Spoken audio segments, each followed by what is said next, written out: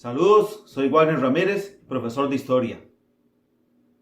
Hoy les voy a traer un tema interesante y poco conocido por algunos, el liberalismo en Costa Rica a finales del siglo XIX.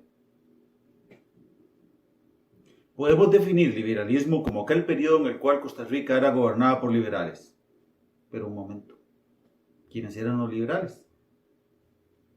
Durante gran parte del siglo XIX, Costa Rica había sido gobernada por la oligarquía cafetalera. Pero después de la campaña nacional del 56, surgió una nueva clase política, los militares. En abril de 1870, los liberales dieron un golpe de Estado y tomaron el poder político en Costa Rica durante casi 20 años. El general Tomás Guardia prácticamente gobernó Costa Rica desde 1870 hasta su muerte en 1882.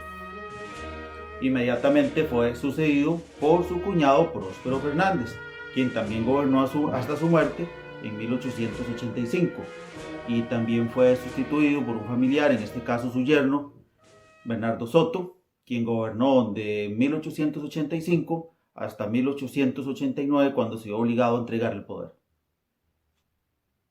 La principal característica del liberalismo fue la implantación de ideales liberales por parte de los gobernantes, moda que se dio en Europa y en América Latina. Un momento. ¿Cuáles eran los ideales liberales? Número 1. El orden. Se buscaba que todos los ciudadanos acataran las leyes establecidas. Se promulgó una nueva constitución política en 1871 de corte liberal, el Código Civil, la Ley Fundamental de Educación, la Ley de Tribunales y otros más. Número 2. La libertad. Aunque las nuevas leyes estaban cargadas de límites, prohibiciones y obligaciones para los ciudadanos, las cuales hacían que el Estado fuera muy fuerte, contradictoriamente también se insertaron varias libertades.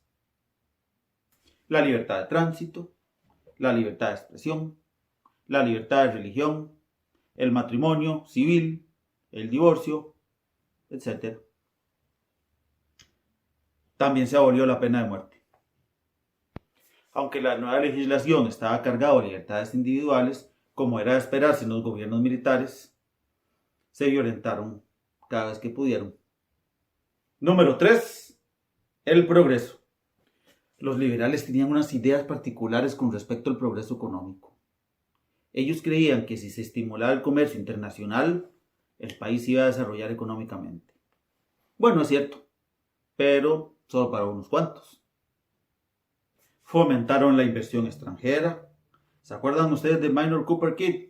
Aquel estadounidense que llegó y construyó el ferrocarril del Caribe y se quedó con la mitad de Limón, etc. Bueno, eso es otra parte de la historia.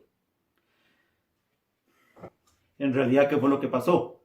Como en toda América Latina, las tierras y la gran parte de la riqueza se quedó en pocas manos y la mayoría de la población en pobreza extrema. Número 4. El fervor nacionalista. Los liberales se esmeraron por configurar la identidad costarricense.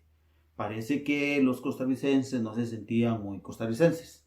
Entonces, se exaltó la figura del héroe Juan Santamaría, se hicieron monumentos a la campaña nacional y se reescribió la historia. También se fomentó el mito de que todos los costarricenses éramos descendientes de europeos, que todos éramos blancos, que no había indígenas y si habían algunos, ellos eran responsables de la pobreza y el subdesarrollo, como pasó en toda América Latina. Era como una forma de diferenciarnos del resto de Centroamérica, que todos eran negros, indígenas, y nosotros éramos mejores porque éramos muy parecidos a los europeos, entonces había que construir edificios al estilo europeo, el himno nacional tenía que ser estilo europeo, etcétera, etcétera, etcétera. También debemos recordar que en esta época fuerzas guatemaltecas venían bajando de Guatemala por Honduras, El Salvador, con la intención de unir a toda Centroamérica por la fuerza. Entonces, el gobierno de Nicaragua permitió al ejército costarricense que se adentrara en su territorio. Pero esto es otra historia. Vamos a hacer un video sobre la intentona de Barrios, pero eso después. Número 5. La reforma del sistema educativo. Para instruir a la población en los ideales liberales, se tuvo que tomar el sistema educativo que en esa época estaba ligeramente controlado por la Iglesia Católica. Bueno, gracias a esto se abrió el camino hacia la universalización de la educación y de la alfabetización. Número 6. Las reformas anticlericales. ¿Quiénes se opusieron a las reformas liberales? Matrimonio civil, divorcio, libertad de religión. Por supuesto que la Iglesia Católica. Bueno, de hecho, los liberales y la Iglesia entraron en conflicto. Entonces se dieron una serie de acciones con tal de debilitar la influencia política de la Iglesia Católica. Se expulsó al obispo Thiel y a todos los jesuitas del país. Se prohibió cobrar limosnas en los templos. Se prohibió hacer procesiones en las vías públicas. Se le quitó a la Iglesia la administración de los cementerios. Y también el Estado tomó el control de los nacimientos, los matrimonios y las defunciones, etc. También se les prohibió participar en política y en temas electorales. Por supuesto que tenían prohibido hablar sobre voten por este candidato en las iglesias, etc. Es cierto que los liberales gobernaron con mano de hierro y cometieron muchos abusos, pero hay que reconocerles que trajeron orden a un país que estaba jurídicamente desordenado. De hecho, nuestra constitución política actual y todas las libertades y derechos que tenemos ahí están basadas en la Constitución de 1871.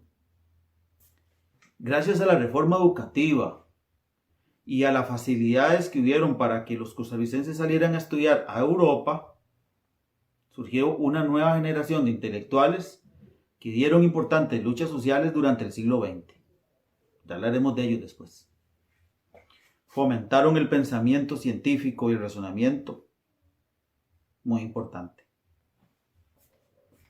Fomentaron el respeto y el amor por la patria, cuestiones que ya se están perdiendo en nuestro país. El pasado 15 de septiembre vi que había un montón de gente que ni siquiera cantaba el himno nacional en los actos cívicos. Espero que después de este breve repaso tengamos claro las principales características del periodo liberal a final del siglo XIX en Costa Rica. Hasta pronto.